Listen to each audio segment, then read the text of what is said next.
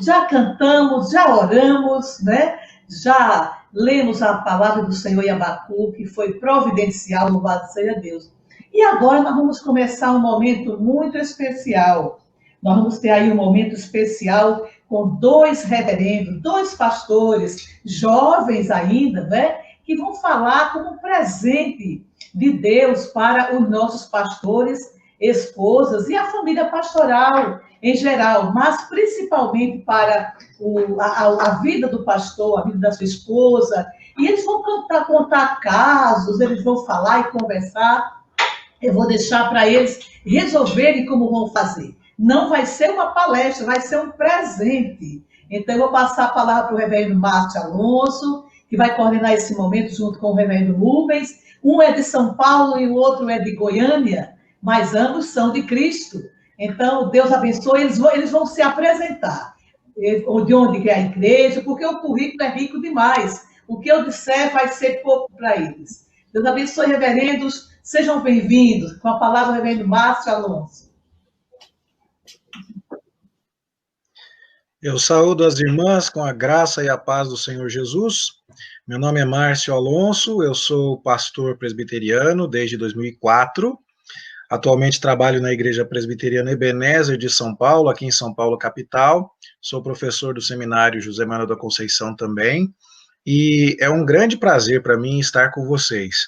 Das minhas primeiras lembranças da vida cristã, quando a minha família veio ao Senhor Jesus Cristo, eu trago com muito carinho aquelas tardes de terça-feira em que eu ia às reuniões da SAF com a minha mãe, que hoje é sócia benemérita da SAF, e está me assistindo lá e está curtindo. Oi, mãe, beijo para você. E é um prazer muito grande mesmo estar com as irmãs aqui nesta tarde. Espero que Deus nos abençoe e nos dirija enquanto refletimos a respeito da sua palavra. Eu agradeço muito a honra. Bem, boa tarde, graça e paz a todos. Meu nome é Rubens, eu sou pastor da Igreja Presbiteriana do Brasil, desde 2002, então esse ano fazem 18 anos já, e realmente grato a Deus por essa caminhada e por tudo que Deus tem feito. Hoje eu estou em Goiânia, como foi falado, atuo como capelão do Seminário Presbiteriano Brasil Central, também sou professor do seminário e auxiliar numa igreja aqui em Goiânia, Igreja Presbiteriana do Balneário Meia Ponte. Nós louvamos a Deus na nossa caminhada e principalmente da nossa conversa aqui. Sempre vem à nossa memória tudo aquilo que Deus tem feito, mesmo diante das lutas e dificuldades. Deus providencia tantos oásis na nossa vida e cuidado na nossa vida. Então, ao longo desse tempo, nós passamos por Apucarana e foi lá que nós conhecemos a Iraci, que foi bênção na nossa vida e é bênção na nossa vida. E assim nós temos andado nessa caminhada, depois voltando para Goiânia, passando por algumas igrejas e chegando até aqui. Eu sou casado com a Sônia, nós temos uma filhinha de 10 anos, que se chama Ana Luísa, e estamos aqui nessa caminhada sempre alegres, mesmo diante das lutas e dificuldades, nós olhamos para tudo isso e percebemos que Deus tem sido bondoso para conosco, muito mais tem sido os motivos de alegria na nossa vida. Que Deus nos abençoe nessa tarde. Amém. Reverendo Rubens, vamos começar então aí nosso bate-papo. A nossa proposta que nos foi solicitada aqui dentro do tema de amar e servir tem a ver com cuidar de quem cuida. E isso foi discutido também dentro do tema que tem a ver com a honra às autoridades, e nossa irmã Ana Maria falava a respeito do público-alvo desta palestra, que são os pastores e as suas esposas, e que esta seja uma palavra de encorajamento, né, e de incentivo aos irmãos da igreja que possam oferecer todo o apoio necessário para que os pastores estejam amparados, motivados e também cuidados para poder oferecer a Deus e ao rebanho o melhor de seu potencial, né. Nós separamos alguns tópicos e reverendo Rubens vai nos dirigindo através deles aí, provocando-nos a reflexão. Por favor, reverendo, e assim a gente vai trabalhando e seguindo aqui. Vamos lá, então. Aquilo que nos foi dado, né, como incumbência, falarmos um pouco da vida ministerial, dessa relação com a igreja, daquilo que nós vivemos no dia a dia. E o tema é esse, né, de quem cuida de quem cuida. Essa é sempre a pergunta, né, e muitas vezes nós temos que admitir, mesmo como pastores, nós nos perdemos nessa caminhada, na perspectiva, né, e muitas vezes achamos que talvez ou delegamos a outros, né, o dever de cuidar de nós ou coisas desse tipo, mas é a palavra de Deus que corrige a nossa visão e é isso que nós queremos ver, né, nessa tarde um pouco. Então, a primeira coisa que a gente, ao olhar para tudo isso, nós precisamos entender qual é a primeira responsabilidade, né, do cuidado. O que a palavra de Deus nos fala, né, a respeito disso, né, dos pastores e quem cuida de quem cuida. Então, a palavra de Deus nos dá esse norte, né? Então, a respeito disso, nós temos alguns textos. Eu gostaria que você falasse um pouco a respeito disso e da sua própria experiência nesse sentido. Nós pensamos, logo ao refletir sobre esse tema, naquele texto em que o apóstolo Paulo fala a Timóteo, o jovem pastor, aprendiz do apóstolo Paulo, tem cuidado de ti mesmo. E segundo esta passagem que está lá em 1 Timóteo, capítulo 4, verso 16, quem cuida de quem cuida é quem cuida, né? Com perdão da redundância, mas o pastor precisa cuidar de si mesmo. E isso não exclui, obviamente, que outros possam cuidar do pastor, isso é necessário sempre, isso não se discute, mas o apóstolo Paulo coloca sobre o jovem Timóteo esta questão: tem cuidado de ti mesmo, e a palavra cuidado ali significa dar atenção, conferir cuidadosamente. Ou seja, Timóteo, você precisa prestar atenção em si mesmo. E o contexto dos versos anteriores é assim: não te faças negligente para com o dom que há em ti, medita essas coisas, sê diligente, aplica-te à leitura, e tantas outras palavras que são dadas por Paulo a Timóteo, no sentido de que o primeiro responsável pelo cuidado do pastor deve ser o próprio pastor. Ele tem responsabilidade sobre si mesmo. Mas à frente, o apóstolo Paulo ainda vai dizer a Timóteo, lá no capítulo 5, verso 23 da primeira carta a Timóteo: não continues a beber somente água, usa um pouco de vinho por causa do teu estômago e das tuas frequentes enfermidades. E aqui fica então uma palavra aos pastores. Claro que nós gostamos de ver, e a iniciativa é sempre muito louvável, quando a SAF fala sobre isso e desperta a atenção de toda a igreja para cuidar dos ministros. Nós nos sentimos acolhidos, nós nos sentimos amados, nós nos sentimos honrados, mas isso não deve excluir uma responsabilidade individual que o pastor tem com a sua própria pessoa. Cabe a ele cuidar de si mesmo. O pastor precisa ir ao médico, o homem não gosta muito de fazer isso, né? Mas ele precisa ir ao médico, ele precisa fazer check-up de saúde, precisa fazer uma dieta equilibrada, precisa fazer exercício físico, precisa estar também atento à sua vida devocional e não permitir que os muitos afazeres ministeriais o atropelem de tal forma que ele se perca no cuidado dos outros e não cuide de si mesmo. Quem já fez alguma viagem de avião sabe que em caso de descompressão da cabine, né? Despressurização da cabine, máscaras de oxigênio vão cair automaticamente e aí você não pode colocar máscara na criança que está do seu lado primeiro. Você tem que colocar primeiro em você para que você esteja capaz de cuidar dos outros. E isso é muito importante. É preciso tomar esse cuidado, né? E nós precisamos muito nos lembrar disso. Cabe, em primeiro lugar, ao pastor um cuidado com a sua própria pessoa. Exatamente. Nesse sentido, citando principalmente a questão de entender, né, o descanso no meio de tudo isso, a gente se perde também um pouco nessa caminhada, às vezes achando que a igreja depende inteiramente da gente e muitas vezes a gente coloca peso demais naquilo que Deus não colocou sobre nós. Uma coisa muito interessante são, nessa caminhada de cuidado, os próprios amigos que nós vamos na nossa caminhada, né? Eu sempre falo no seminário para os alunos, porque essa é a minha história. Os melhores amigos de ministério e que caminham, que eu posso abrir o coração e que a gente se pastoreia, são os que eu fiz ao longo do seminário, né? E até hoje nós estamos nessa caminhada, né? E isso é muito importante. Mas nesse sentido também, a palavra de Deus nos fala então desse cuidado agora, de cuidar uns dos outros, né? Então, como que a palavra de Deus nos fala a respeito disso? Bom, sobre isso nós também poderíamos citar aqui aos irmãos que nos ouvem e às irmãs, o texto de 1 Coríntios, no capítulo 12, onde o apóstolo Paulo está falando do corpo, que é a igreja que tem muitos membros. E ali no verso 25 de 1 Coríntios, capítulo 12, o apóstolo escreve: cooperem os membros com igual cuidado em favor uns dos outros. Ou seja, se Paulo, escrevendo a Timóteo, falou que Timóteo precisava cuidar de si mesmo, agora escrevendo aos Coríntios, o apóstolo Paulo está falando: todo mundo tem que cuidar de todo mundo.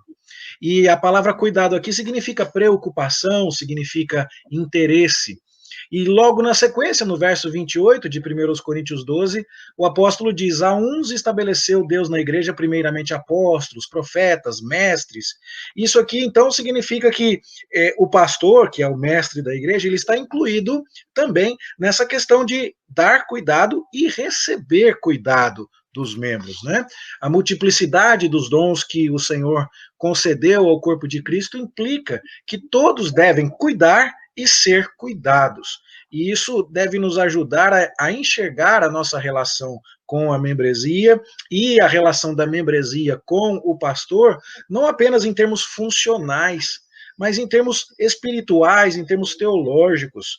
Nós não estamos apenas numa relação de trabalho, né, de função, às vezes, quando isso é levado a extremos muito perigosos e nocivos, não estamos numa relação apenas de emprego, jamais. Nós vivemos a vida cristã, a vida de fé, e neste ambiente tão maravilhoso que é o corpo de Cristo, nós somos chamados a cuidar uns dos outros também. Isso é muito, muito importante. Pastor também sangra.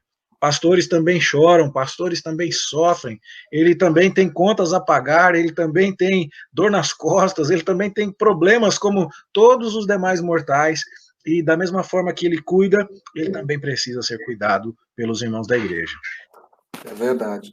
E muitas vezes também, nesse cuidado, às vezes a gente tem a impressão de que cuidado de uma igreja seria essa igreja pagar muito mais... assim, muito bem, um salário acima da média, o pastor estaria cuidando. Não necessariamente, né, às vezes tem essa relação, porque tem questões na nossa caminhada que valem muito mais, né? Sem dúvida. A gente aqui no contexto de Goiás, eu fui criado no interior, em Goianésia, né? E às vezes eu falava para os meus pais, quando matavam porco lá em casa, eles levavam um pedaço de porco para a casa do pastor. Ou galinha, ou piqui, né? Goiás, piqui é ouro, né? Então, levava, porque falava, não, vamos levar para o pastor. E era interessante isso, que os pastores ficavam muito alegres, né? E depois, nessa caminhada como pastor, a gente começou a receber isso, e de vez em quando isso vinha no momento que a gente estava precisando, né, desse afago, né? Então, há maneiras de cuidar, e a palavra de Deus nos fala, né, sobre isso, nesse sentido material também, né, reverendo? E antes de dar do seu, importa muito mais dar de si, né?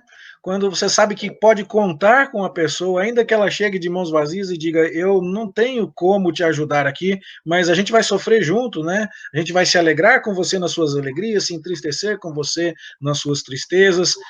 Não é necessariamente material, um cuidado material, embora inclua isso, né? Mas um apoio, sem dúvida, né? Um interesse, que é o sentido da palavra grega ali, né? Uma preocupação. Saber que tem alguém olhando por você é sempre muito precioso, né? É verdade.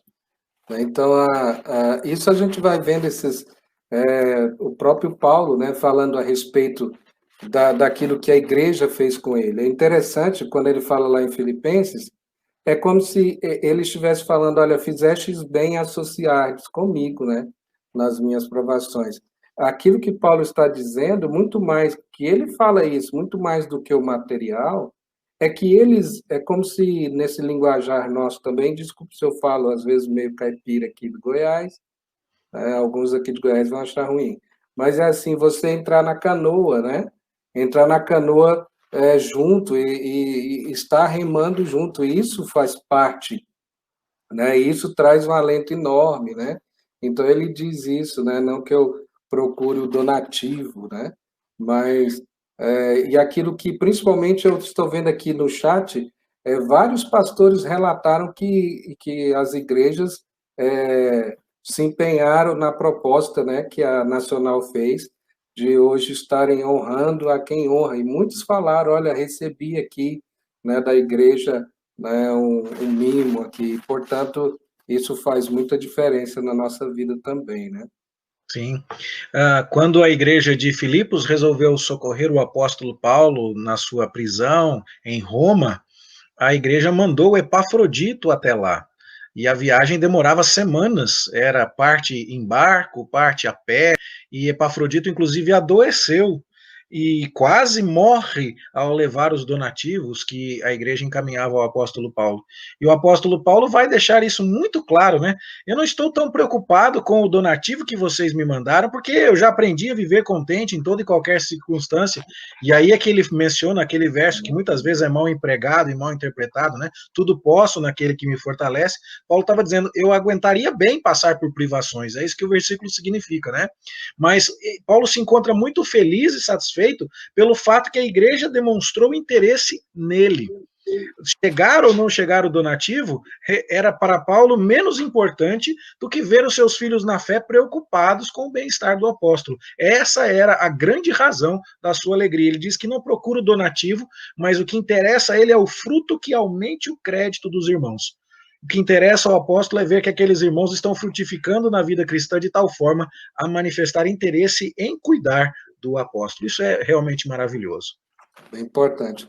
Nesse sentido, assim, biblicamente, que a gente poderia aplicar, então, assim, maneiras, né, de cuidar, né, de como que a gente poderia fazer isso de maneira bem específica. Bom, além deste texto de Filipenses capítulo 4, que nós mencionamos aqui, quando a igreja de Filipos socorreu o apóstolo materialmente, mandando Epafrodito, né? Você vai ver aqui o apóstolo escrevendo em Gálatas, capítulo 6, verso 6, o seguinte: aquele que está sendo instruído na palavra, faça participante de todas as coisas boas aquele que o instrui.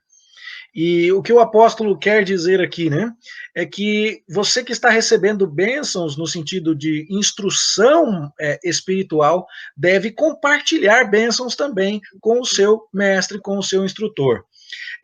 Existe uma discussão se Paulo está falando ou não está falando aqui de bens materiais, mas a interpretação que me parece mais abrangente, a mais válida, é que Paulo está falando também de bênçãos materiais, mas não apenas de bênçãos materiais. Porque bênçãos materiais seria um jeito de reduzir a recomendação apostólica. Todas as coisas boas devem ser compartilhadas com o seu instrutor. E isso significa que boas notícias, que progresso, que avanço, qualquer pastor que me ouve pode dizer da alegria que a gente experimenta quando alguém telefona para a gente para dizer assim, pastor, sabe aquele conselho que você me deu? Eu segui, pastor. Minha vida mudou, pastor. E aquele problema agora foi resolvido. Glórias a Deus por isso. Pastor, sabe aquele sermão que você pregou aquele dia? Aquilo consolou meu coração, pastor. Eu estava muito mal. E essas são coisas boas que devem ser compartilhadas com aquele que está instruindo, porque isso nos encoraja. Ter algum tipo de retorno, né? Talvez você que esteja participando de muitas lives agora nesse contexto de pandemia saiba como é a aflição de você estar falando numa sala virtual e todo mundo com a câmera desligada e você não tem a menor ideia se tem alguém te ouvindo do outro lado, se tem alguém prestando atenção em você. E como é gostoso quando o pessoal liga a câmera, quando você vê todo mundo balançando a cabeça ali, aí você vê um fazendo assim, amém, oh, glória a Deus, e assim vai, e você se sente realmente interagindo com as pessoas e vê Deus abençoando o trabalho. e pastores certamente são de carne e osso e se sentem encorajados desta maneira, né? Qualquer coisa vale. Eu diria, inclusive, que a SAF é talvez um dos departamentos campeões da igreja nisso, né? Eu cresci vendo reuniões da SAF e quase, olha, eu acho que eu não me lembro de ter ido numa reunião de SAF e ter saído de mão vazia. Sempre tem, como as irmãs costumam chamar, um mimo, né? Sempre tem uma lembrancinha, sempre tem um marcador de Bíblia, sempre tem ali alguma coisa que você leva para expressar o carinho. Como as irmãs são assim, muito efusivas nessa demonstração de carinho, e isso é realmente maravilhoso. E tantas outras formas podem ser mencionadas aqui, né?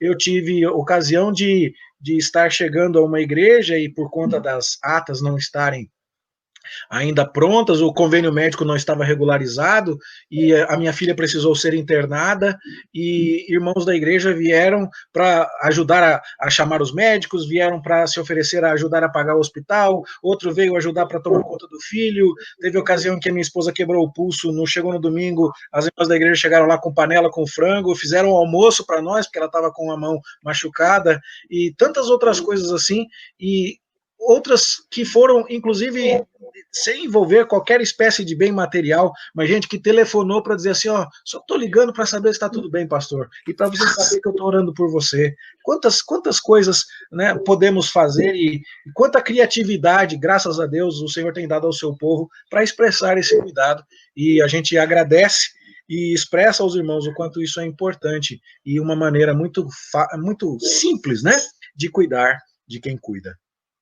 É verdade. Eu sei que nós temos várias histórias desses dois lados. A gente precisa ficar, às vezes, atento a isso. Porque muitas vezes ou a gente dá muito ouvido para um lado ou para o outro, né? Poucos dias eu estava comentando com os alunos do seminário, né, de uma época, né, eu sei que não estou expondo ninguém, mas havia um irmão que ele tinha o prazer, muitas vezes, eu lembro que eu chegava em determinado momento, falava, olha, parece que cada vez mais você está pregando pior. Eu me lembro que numa dessas vezes eu era seminarista, né? Eu fiquei muito chateado.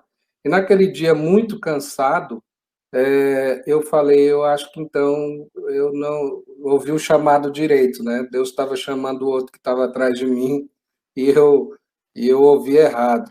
Mas Deus providencia algumas coisas na nossa vida que logo a seguir uma irmã chegou e falou, olha, Deus te usou demais nessa noite, porque essa palavra, ela veio de encontro à minha vida, né? Que Deus te abençoe e continue assim. Eu sei que, tanto para um lado quanto para o outro, naquele dia eu comecei a aprender a olhar para isso e falar, olha, talvez o irmão também tenha um pouco de razão, eu preciso continuar melhorando e estudando para servir melhor a igreja de Deus, mas eu não posso dar tanto ouvido àquilo que é negativo, no sentido de desestimular. E muitas vezes na nossa caminhada, o nosso ouvido ele é seletivo. Talvez a gente esteja um pouco desanimado ouvindo um lado negativo apenas, né? Mas isso que você acabou de falar é importante, né? Desse retorno que as pessoas dão, de falar como estão, aonde estão, né? É importante, às vezes, você fala, olha, eu vou viajar, ou pastor, estou no hospital, mandar alguém avisar, todas essas coisas faz um bem enorme a gente, porque a gente percebe exatamente esse cuidado, né? Encorajamento. Eu tenho pouca experiência no que se refere a igrejas em cidades menores, igrejas em contexto de interior. Eu vim de uma cidade de médio porte, mas depois disso só estive trabalhando em cidades muito grandes e com igrejas sempre maiores de 300 membros, com igrejas com muito maior número de membros do que isso. E às vezes, no meio da multidão, as pessoas somem. E esse nunca foi o ideal de Deus para a vida comunitária, né? Nós devemos prestar contas uns aos outros da vida que estamos levando, e o nosso cristianismo não poderia ser anônimo. A gente devia estar sempre ligado a alguém, de tal forma que alguém da igreja soubesse das nossas lutas, soubesse das nossas conquistas, soubesse notícias a nosso respeito. E esse tipo de coisa traz uma preocupação e muito séria, um peso sobre a vida do pastor, que a própria Escritura diz que nós velamos pelas almas das ovelhas como quem deve prestar contas. E às vezes a gente se choca, porque nesse ambiente tão urbano e tão, como que eu posso dizer, espalhado que às vezes a gente vive, onde numa cidade grande você consegue sair da rua, passar no supermercado, passar no açougue e chegar em casa sem encontrar um único membro da sua igreja sequer. E eu posso dizer que aqui em São Paulo, cidade muito grande, acontece várias vezes da gente sair, passar semanas sem encontrar alguém da igreja na rua. Quando alguém resolve te dar notícias, compartilhar as coisas, muito interessante, chama a sua atenção. Eu recebi uma ligação de um membro uma vez que vinha de uma igreja dessas onde o pastor tem autoridade absoluta sobre o membro. E o pastor disse se o membro pode trocar de carro ou não, se o membro pode casar ou não. Nós não entendemos que a vida cristã deve ser vivida nesses moldes, né? Mas me chamou a atenção que o membro me ligou e falou assim, pastor, eu vou viajar. Eu vou passar 3 domingos sem vir à igreja, mas está tudo bem comigo, tá? Eu vou lá na casa da minha mãe e eu vou visitá-la e eu vou na igreja tal e depois a gente conversa. E aquilo foi tão gostoso ver a preocupação e o carinho e a prestação de contas, né, dos irmãos para com a gente, a fim de que o nosso cuidado e a nossa preocupação também pudessem ser exercitados e cuidados nesse contexto. Nessa caminhada sua, tem amigos que possa abrir o coração? Se a gente não tiver, a gente não aguenta, né? Não tem jeito. Não tem jeito. Eu tenho alguns irmãos, a maior parte deles, como você bem mencionou, são colegas de seminário, gente que se formou comigo, e isso é muito interessante e importante porque era ali que a gente passava o tempo todo juntos, né? Tinha que fazer trabalho juntos, tinha prova juntos, morava junto no alojamento do seminário, né? Compartilhava aquela convivência, né? E aquele momento de pressão e de estresse juntos, né? Isso forja elos muito importantes, mas também depois de ter saído do seminário, eu tenho sim, não são aqueles amigos próximos, não são num número muito grande, porque senão nem teria condições de manter, mas eu diria aqui, fazendo umas contas rápidas, que eu tenho uns 6 amigos aí, 6 a 8 amigos, a maior parte deles no ministério, mas nem todos, alguns amigos extremamente preciosos, que são, de fato, um presente de Deus na minha vida, e eu diria que é possível falar sobre eles com a mesma linguagem que o apóstolo Paulo falava aqui a respeito dos seus companheiros, né? Você vê Paulo em Colossenses, uma carta que Paulo escreve na prisão, e ele diz aqui, saúda-vos Aristarco, prisioneiro comigo, e Marcos, primo de Barnabé, e Jesus, conhecido por justo, os quais são os únicos da circuncisão que cooperam pessoalmente comigo pelo reino de Deus. Eles têm sido o meu lenitivo. E a palavra lenitivo quer dizer consolo, alívio. Já pensou que coisa maravilhosa, né? Aristarco, a gente ouve tão pouco sobre esse homem, mas ele era extremamente importante na vida do apóstolo Paulo. Marcos é o autor do Evangelho de Marcos, esse é um pouco mais conhecido. Mas Jesus, conhecido por justo, também é pouco mencionado, mas homens que foram fundamentais na vida do apóstolo Paulo, que, aprisionado em Roma, aguardando a sua audiência perante César, tinha pessoas de quem ele poderia dizer, estes estão sendo o meu consolo, eles estão sendo o meu alívio. Paulo já estava preso há 2 anos, né? Provavelmente ali aguardando o seu julgamento, a sua audiência perante César, e ele podia dizer, tem gente aqui que é o consolo, o alívio de Deus na minha vida. Eu me lembro agora também da ocasião em que perdi meu pai, e o sepultamento de meu pai era em outra cidade, e durante um dia útil, dia de semana. E qual não foi a minha surpresa quando, chegando a São José dos Campos, a igreja estava lotada de ovelhas da Igreja Presbiteriana de Cidade Ademar, que deixaram lá o seu dia de serviço e viajaram a São José dos Campos para dizer, pastor, a gente está aqui com você. Aquilo consolou meu coração de um jeito extremamente poderoso. E eu sou muito grato a Deus por guardar a memória desse carinho como um presente de Deus na minha vida. Isso é muito importante.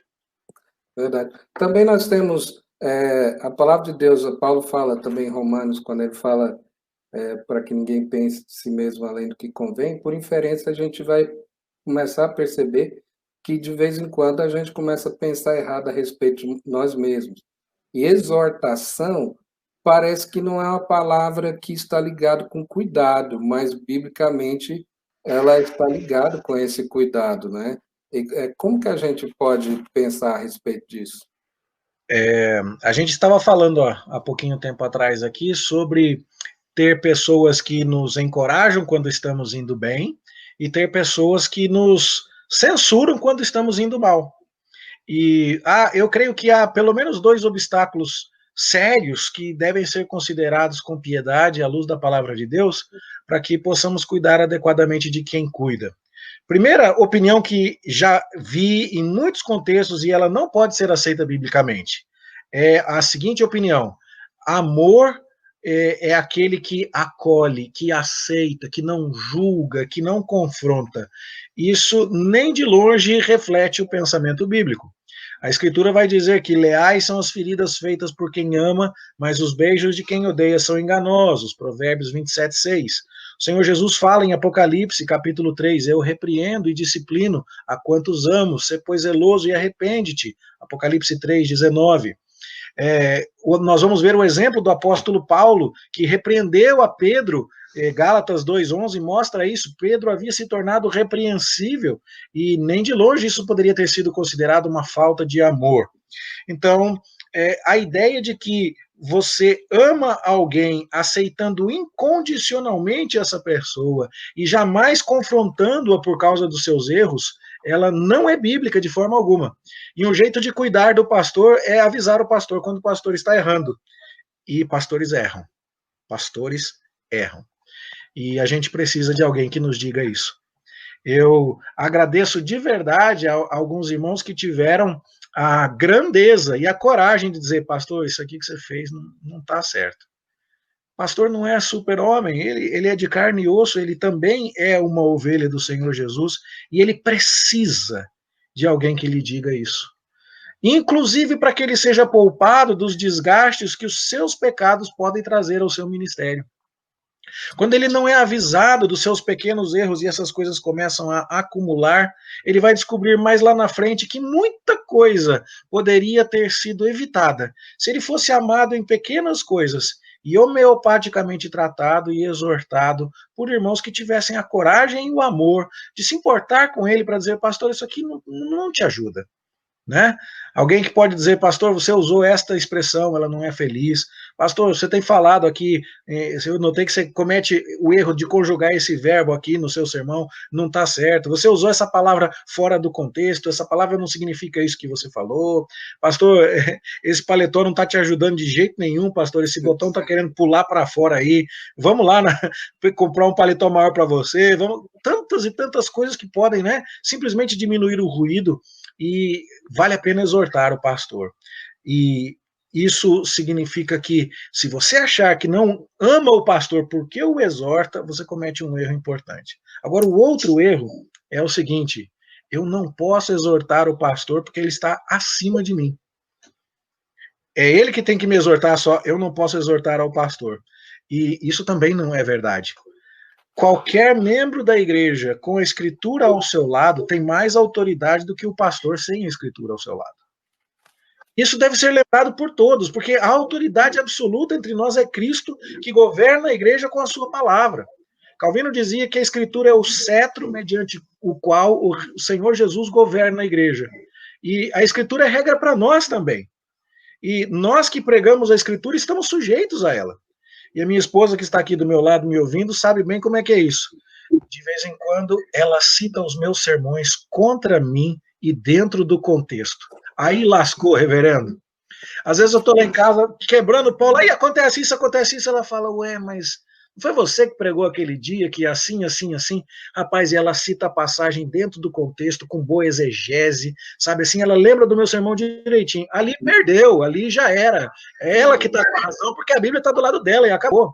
E a gente precisa disso. E a igreja precisa entender isso. Essa história de, eu não posso falar com fulano porque ele tem uma posição de autoridade maior do que a minha, isso não deve acontecer no reino de Deus. Os pastores também precisam ser corrigidos, exortados, pastoreados, cuidados. São quem cuida, mas também precisam de cuidados. É verdade. Ana? Oi, pois não. Que conversa maravilhosa, viu? Que coisa boa. Tenho certeza que o Brasil todo, o Brasil presbiteriano todo, ficaria aqui até a madrugada, esperando a oração da madrugada, só ouvindo os senhores falarem, né? Mas eu queria dar esse minutinho que falta para as suas considerações finais, porque já chegou o outro pregador, né, que vai completar o presente que vocês estão dando aos nossos pastores. Fiquei encantada de ouvi-los e eu tenho certeza que todos que estão ouvindo estão alegres no Senhor por terem estado com vocês. Então, eu queria aqui deixar um minutinho para cada um, e aí vamos, infelizmente, encerrar esse minutinho. Quem sabe Deus abrirá outras portas para vocês continuarem com esse papo tão maravilhoso. Amém. Eu agradeço mais uma vez, foi um privilégio participar desse evento tão grande, aprendi também muito, né? Muito obrigado mesmo, é um privilégio muito grande, me senti honrado de estar aqui, né, esses dias, que Deus continue nos abençoando, né, e continue sempre, né, nos fazendo compreender esse chamado e cuidando uns dos outros, amando e servindo, tudo isso faz parte da nossa caminhada. Muito obrigado, mais uma vez. Eu também agradeço a oportunidade, o privilégio de compartilhar um pouco da palavra de Deus com os irmãos e irmãs. Gostaria só de lembrar aqui, muito rapidamente, existem 25 mandamentos no Novo Testamento que terminam com a expressão uns aos outros. E isso mostra para nós que a Escritura pressupõe o cuidado recíproco como um estilo de vida a ser praticado na comunidade cristã. E isso vale para todos. Nós, os que defendemos o sacerdócio universal dos crentes, nós que defendemos que diante de Deus somos todos pecadores, precisamos lembrar disso e com coragem cuidar uns dos outros e também dos pastores e também dos líderes e pastoreá-los.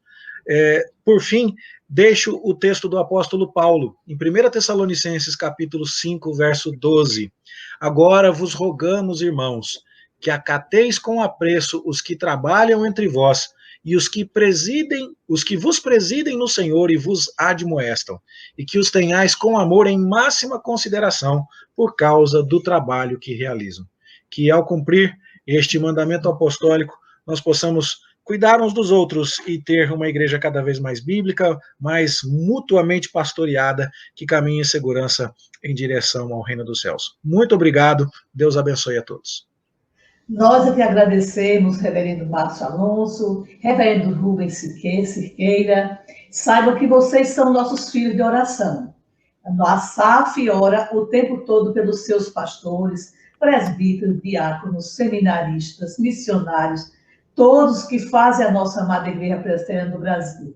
Oram de manhã, à tarde, à noite e na madrugada. Vocês têm um cantinho no nosso coração. Deus continue abençoando todos vocês. Em nome da Confederação Nacional das SAFs, nós queremos emitir o nosso fraterno carinho a cada um de vocês e suas famílias. Dizer que contem conosco como suas mães de oração. Contando conosco, contará também com nossos filhos, logicamente nossos esposos irão conosco também.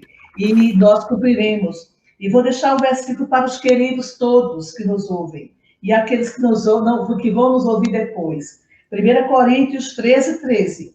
Agora, pois, permanecem a fé, a esperança e o amor. Esses três, porém, o maior destes é o amor. Deus abençoe, queridos irmãos. Obrigada pela participação dos irmãos. Louvado seja o Senhor. Continue conosco e que o Senhor os abençoe ricamente e recompense. Vamos a um intervalo breve, Arthur, por gentileza.